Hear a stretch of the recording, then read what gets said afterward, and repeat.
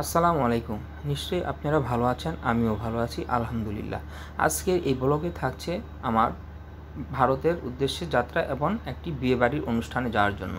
আর এদিকে ছিল নান্নু আমাদের বড় ভাই। আমরা ঢাকা সাভার থেকে রওনা দিলাম কলকাতার উদ্দেশ্যে। এসে পৌঁছলাম রাত 4:30 দেশ ট্রাভেলে। বেশ গুটগুটে অন্ধকার ছিল এই পরিবেশটা। যখন আমি এখানে আসলাম আস্তে আস্তে আমরা সামনের দিকে এগোচ্ছিলাম। চারিদিকে অন্ধকার, কোনো মানুষজন ছিল না। এইখানে একটা শ্যামলী পরিবহন এর গাড়ি দেখতে পেলাম। এরপর এই শ্যামলী পরিবহন গাড়ি থেকে আমরা একটু দূরত্ব সামনে যেয়ে দেখলাম কিছু মানুষজন আসছে। তারপর আমরা ক্রমেই সামনের দিকে যাচ্ছিলাম। বেশ অন্ধকার দেখেই মনে হচ্ছিল মানুষজন খুব কম, কারণ যেহেতু আমাদের বাসটা এসে পড়ছিল প্রায় ভোর 4:30। এরই ফাঁকে বেশ কিছুক্ষণ সময়ের মধ্যে আধা ঘন্টার ভিতরেই আজান দিল ফজরের। আমি এই ফাঁকে ফজরের নামাজটা আদায় করে আসলাম। আসার পর আমরা ইমিগ্রেশনের সামনাসামনি এসে পৌঁছলাম। একটা কথা আপনাদেরকে বলে রাখি, আজকের এই বেনাপোল বর্ডারে ভারতের একদম ফাঁকা ছিল। কিন্তু কেন? এই যে আমাদের দুদেশের মধ্যে এই ভিসা জটিলতা নিয়ে চলছে বেশ কিছু আন্দোলন। যাই হোক, আমরা চাই যে এই আন্দোলনটা যাতে না হয়, কারণ আমাদের দুদেশের মধ্যে বেশ ভালো একটা সম্পর্ক বজায় আছে। আমরা চাই এই সম্পর্ক সবসময় থাকুক। অবশেষে আমি বেনাপোল বর্ডার ক্রস করে ইন্ডিয়াতে এসে পড়লাম। আর এই বনগাঁ থেকে আমি সোজা অটো নিয়ে চলে গিয়েছিলাম বনগাঁ রেল স্টেশনে। আর একটা কথা বলে থাকি, এখানে কিছু ঘটনা ঘটেছিল আমার সাথে, সেই ঘটনাগুলো আপনাদেরকে শেয়ার করব এবং আপনারাও সেই সতর্কভাবে আসবেন এখানে এখন থেকে। যাই হোক, আমি এগোচ্ছিলাম। এই শতবর্ষী গাছগুলোকে দেখে আমার সবসময় ভালো লাগে, যেহেতু আমি একটু বৃক্ষপ্রেমিক এবং পরিবেশকে আমার খুব ভালো লাগে। সামনের এই শতবর্ষ গাছগুলিকে বনগাঁর মানুষদেরকে বেশ ভালো পরিবেশ ভারসাম্য রক্ষা করে আসছিল। শত শত বর্ষ এই গাছগুলো সত্যি মানুষকে মুগ্ধ করে ফেলে। চারিদিকে বাড়িগুলো যেন একদম ছায়া ঢাকা, খুব সুন্দরভাবে এখানে গাছগুলো দাঁড়িয়ে আছে। আস্তে আস্তে আমি সামনের দিকে যাচ্ছি আমাদের অটোটা বনগাঁ রেল স্টেশনের উদ্দেশ্যে। এই তো আমি এই ফাঁকে আমি তাদের সাথে উঠছি। তারা আমাদের বাংলাদেশ থেকেই কিছু যাত্রী ফরিদপুরে গিয়েছিল বেড়াতে। তারা এখানকারই নাগরিক। আমি তাদেরকে জিজ্ঞেস করলাম, আপনারা কি বাংলাদেশে গিয়েছিলেন? তো ওনারা বলল, হ্যাঁ, আমরা বাংলাদেশে গিয়েছিলাম বেড়াতে। যাই হোক, আমি আর কোনো কথা না বাড়িয়ে আমি আমার মতন ব্লগটা করতে লাগলাম।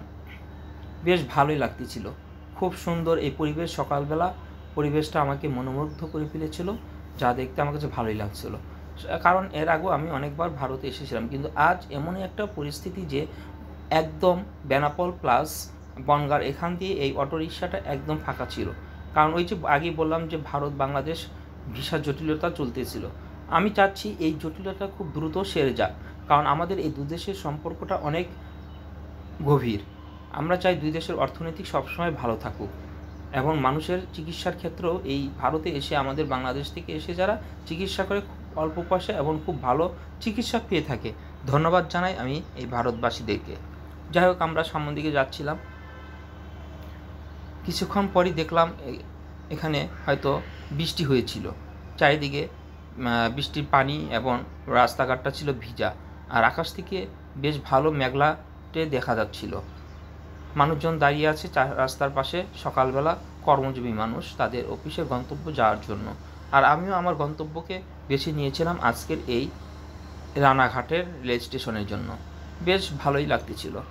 বাস আমরা এই বাম দিকে সোজা চলে গিয়েছিলাম রানাঘাটের উদ্দেশ্যে। এগোচ্ছি বেশ ভালোই। এর আগে একটা কথা বলে থাকি, এখানকার দেখেন পৌরসভাটা কত স্বচ্ছ এবং পরিষ্কার পরিচ্ছন্ন, কোনো পাশে ময়লা বা যানজট কোনো কিছু নেই। আমরা খুব অল্প সময়ের মধ্যেই পৌঁছে গিয়েছিলাম সেদিন বনগাঁ রেল স্টেশনে। বেশ কিছুক্ষণ পর ছিল আপনাদের এই রাস্তাগুলোর পরিবেশ। আর আমি আরেকটা কথা বলে রাখি আপনাদেরকে, আমি যখন একটা ব্লগ তৈরি করি তখন অবশ্যই আমি ওই পরিবেশে রাস্তাঘাট এবং আশপাশের দোকান বাড়িঘর এগুলো আমি তুলে ধরার চেষ্টা করি, কারণ এখানকার পরিবেশটা যে কীরকম সেটাই মানুষকে বোঝাতে হয় আমার। যাই হোক, হয়তো আমার একটু এখানে সমস্যা হচ্ছিল কথা বলার জন্য, সেই জন্য আমি আন্তরিকভাবে দুঃখিত। আপনারা অবশ্যই আমার এই ব্লগটি দেখবেন এবং সবাইকে শেয়ার কমেন্টস করে জানাবেন কেমন হয়েছে।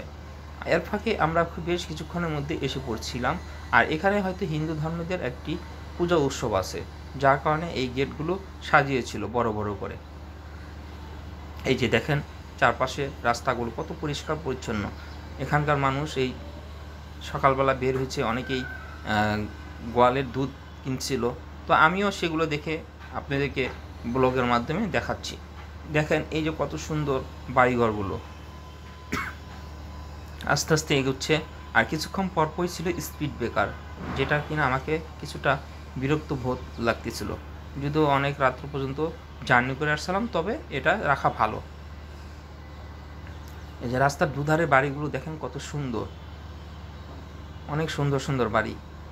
বনগাঁ যতবার আমি এই ভারতে এসেছি এই রাস্তা দিয়ে যেতে হয়, এবং আর এই বাড়িগুলো আমি দেখি। আর এখানে ঢোকার সাথে সাথে আমার কাছে অনেক ভালো লাগে যে এই যে মনে হয় আমি আরেকটা দেশ মানে ভারতে ঢুকে গেলাম। কিন্তু ভারত এবং বাংলাদেশের মধ্যে আমি কখনো ফারাক দেখিনি। আমার কাছে ভারতের সব কিছুই ভালো লাগে। যাক, এই যাত্রাও বেশ আনন্দ লাগতেছিল, তার মধ্যে একটু কষ্ট লাগতেছিল। আমার ছোটো ভাইয়ের ওয়াইফকে অসুস্থতা রেখে আমি এখানে আসলাম একটি বিয়ে খাওয়ার উদ্দেশ্যে বন্ধুর বাসায়। বেশ কিছুক্ষণ পরেই আমি বনগাঁ রেল স্টেশনে এই যে এসে পৌঁছলাম। ভাগ্যক্রমে একটা কথা আপনাদেরকে আগেই বলেছিলাম যে আমি জানাবো, আর সেটা হচ্ছে যে আমি আমার এই ব্যাগটিকে রেখে অটোওয়ালার কাছে রেখে চলে গিয়েছিলাম। বেশ খানিকক্ষণ পর যাওয়ার পর আমাকে ওই অটোওয়ালা বলছিল দাদা দাদা বলে ডাকতেছিল। আমি পিছন ফিরে দেখি যে আমার এই ব্যাগটা রেখে চলে আসছি। এরপর যখন আমি তার কাছে গেলাম, সে আমাকে বলল আপনি কি মাথা ঠিক নাই নাকি? আমি বললাম যে দাদা সরি, ভুল হয়ে গেছে। তো যাই হোক, এখানকার অটোওয়ালাগুলো খুবই ভালো। তারা আমাকে ডেকে নিয়ে নির্দ্বিধায় এই ব্যাগটি দিয়ে দিল। আমার অনেক গুরুত্বপূর্ণ জিনিসগুলো ছিল, এবং আমি তাকে কৃতজ্ঞ জানালাম যে আপনাকে অনেক অনেক ধন্যবাদ। এই তো সেই অটোওয়ালা, এবং আমাকে কিছুটা হালকা পাতলা একটু ঝাড়িও মারলো। তো আমি ওখানে থ্যাংক ইউ বলে তাকে সরি বলে চলে আসলাম। যাই হোক, এখানকার এই অটোওয়ালাদের ব্যবহার আমাকে অনেক মুগ্ধতা করেছে, তাদের সততা আমাকে আরও মুগ্ধ করেছে। সে চলে যেতে পারতো। যাই হোক, আমি এই বনগাঁ রেল স্টেশনে খুব সন্নিকটে এসে পড়েছি। এই যে আপনাদেরকে এই যে দেখেন আমি এই যে আস্তে আস্তে যাচ্ছি এই যে বনগাঁ। আর এখানে আরেকটা কথা বলি, এই বনগাঁ রেল স্টেশন এখন সংস্কারের কাজ চলতেছে, একদম ফাঁকা ছিল। আমি খুব দ্রুতই বাংলাদেশ ইমিগ্রেশন ক্রস করে ফেলেছিলাম, এবং আমার কাছে খুবই আনন্দ লেগেছিল। যাই হোক, এই যে আমি বনগাঁ রেল স্টেশনে উঠতেছি, এই যে সেই আমার পছন্দের বনগাঁ রেল স্টেশন বা বনগাঁ জংশন। এখান থেকেই ভারতের প্রত্যেকটা জায়গায় সরাসরি চলে যাওয়া যায়। রানাঘাট বলেন, শিয়ালদা বলেন, সব জায়গায় এখান থেকেই যাওয়া যায়। আপনাদেরকে একটা বার্তা দিয়ে রাখি, সেটা হচ্ছে যে আমি যখন সকালবেলা এই বনগাঁ রেল স্টেশনে আসলাম, তখন আমি ভিডিও করতেছিলাম।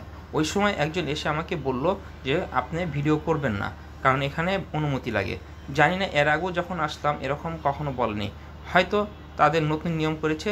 কিন্তু যাই হোক, বিধি যে নিষেধ হয়েছিল। আমি যখন এই বনগাঁ থেকে রানাঘাটে নেমেছিলাম, তখন আমাকে পুলিশ হ্যাস্ত করেছিল। জানা সত্ত্বেও আমি ভিডিও করার কারণে আমি যখন আসলাম, পুলিশ আমাকে বলল যে আপনার পাসপোর্ট এগুলো দেখেন। যাই হোক, আমি তাকে সঠিকভাবে দেখাইতে পারছি, এবং তারা খুব আমার সাথে আন্তরিক ব্যবহার করেছেন। আমি মুগ্ধ যে ভারতীয় পুলিশদের এই সুন্দর ব্যবহার দেখে। তবে আপনাদেরকে এইটাই আমি সতর্কবার্তা দিয়ে বলছি যে যারা নতুন আসবেন কিংবা যারা পুরাতন, এই বনগাঁ রেল স্টেশন কিংবা রানাঘাট রেল স্টেশন বলেন, কলকাতা রেল স্টেশন, অবশ্যই খুব সতর্কতার সাথে আপনারা এখানে ভিডিও করার চেষ্টা করবেন কিংবা করবেন না। আমি যতটুকু ভালো মনে করি আপনারা না করায় ভিডিওটা ভালো হবে। আর এই যে সেই বনগাঁ থেকে আমি পরে টিকিট কেটে রানাঘাটে চলে গিয়েছিলাম আকিরুলের বাসায়। যাই হোক, আপনারা ভালো থাকবেন। আগামী পর্বের জন্য অবশ্যই আমি আপনাদেরকে নতুন একটা